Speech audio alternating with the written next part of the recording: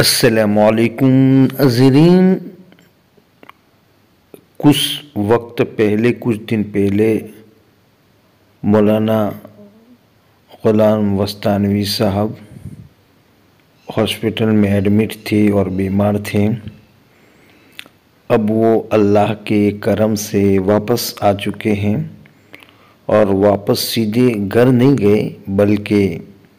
مدرسے کے اندر گئے اور مدرسے کے اندر پورا دورہ لگایا، پورا مدرسے کو دیکھا اور پورے مدرسے کے اندر انہوں نے چکر لگایا گاڑی کے ذریعے سے،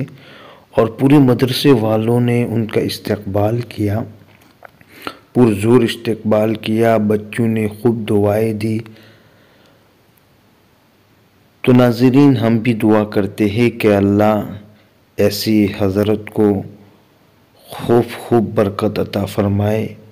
اور ان کی جو بھی بیماریاں ہیں ان کی بیماریوں کو عافیت کے ساتھ خوب شفا عطا فرمائے، اور ایسے ہستیاں دائمت تک رہیں اور اللہ ان کی عمروں میں خوب برکت عطا فرمائے۔ السلام علیکم